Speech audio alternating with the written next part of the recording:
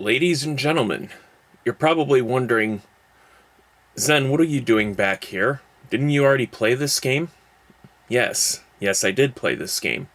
However, what some of you may not know is that this happens to be about the 1 year anniversary of since when I rebranded this channel as a Let's Play. And I was thinking about what I could do to mark the occasion.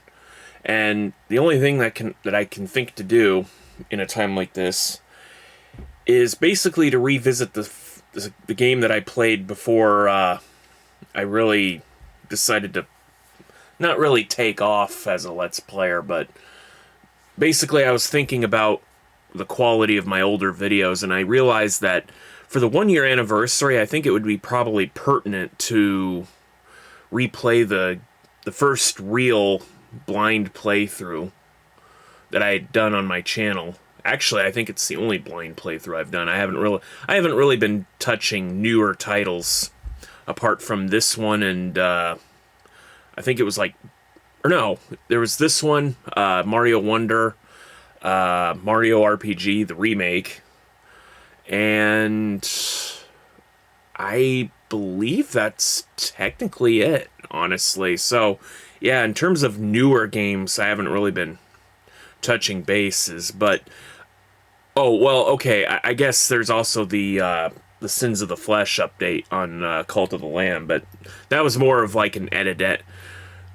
That update, when using an older save file, was more of an edidenum and meant to be played from start to finish. So if I had known it was more of a content than a post-game story update, then I probably would have opted to wait, but it was Halloween at the time, so, had to do what I gotta do. But anyway, when I initially played Tears of the Kingdom, it was a blind playthrough. The game had just come out, and I mean just came out. Now, of course, at the time of this recording, it's already a day later, but so I was basically focusing on, on the amount of content rather than the quality of the content. And in my defense, then and now, I am still a one-man crew using an older computer.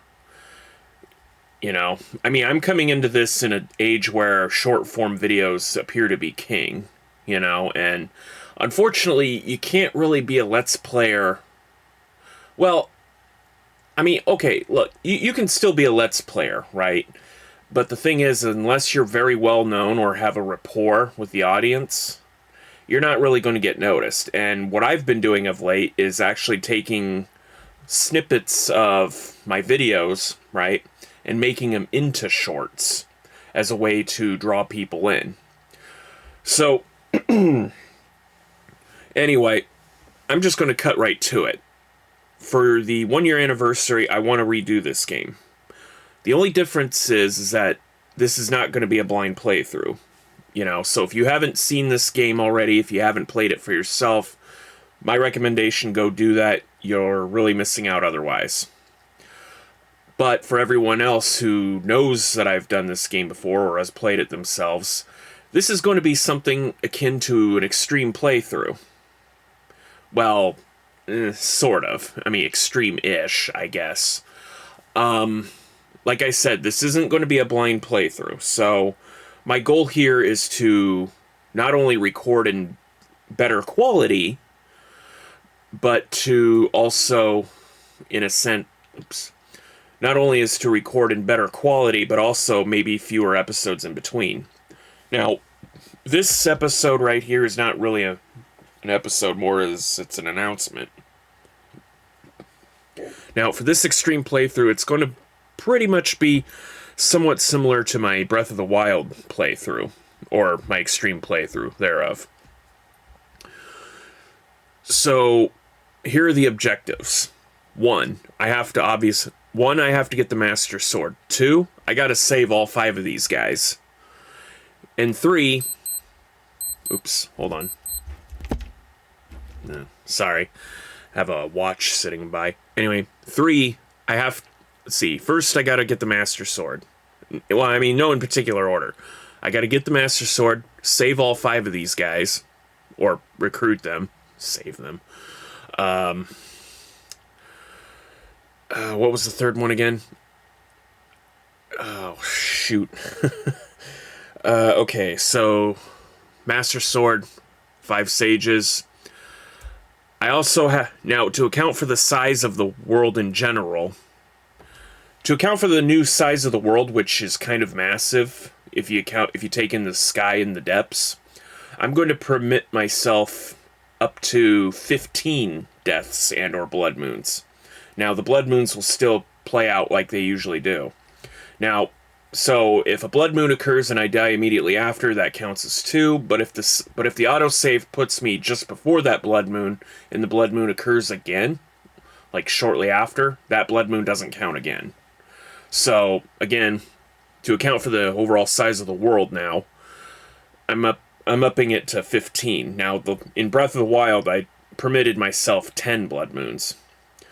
As far as the stamina and hearts go, I mean, I can, as long as I have enough hearts and stamina to actually complete as long as I have enough hearts to recruit Minoru and enough stamina to get the Master Sword, I can do as many shrines as I want. So, you know, if I skip your favorite shrine, I apologize. On the other hand, or inversely, I might even do a shrine I never did in the original playthrough. So, apart from that, I can do pretty much anything I want, you know. So if I wanna gallivant and take out Alfredo, which, by the way, I will be since I can't play a new game without compromising my other save file, because it's one save file per profile. So I will be using the Zen-Tube, that's 2 as in number 2.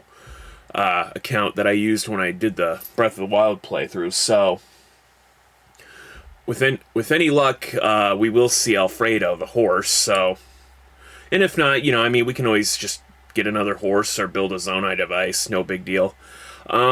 Speaking of Zonai devices, because this is not a blind playthrough, I know where all the good stuff's at. So, you know, I will be building the most effective contraptions. I won't be building the 2-fan and control stick hovercraft because, well, I mean, the controls are too finicky for me to even get it right, so sorry for those of you who are looking forward to that. But I mean, the one I had built once before, I mean, it always seemed to veer to the right anyway, so...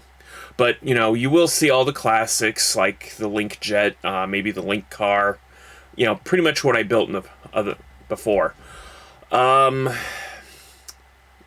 not gonna lie, I'm gonna be trying to gun for fewer episodes, so you might refer to this as kind of an abridged series. Inversely, I might even do things differently.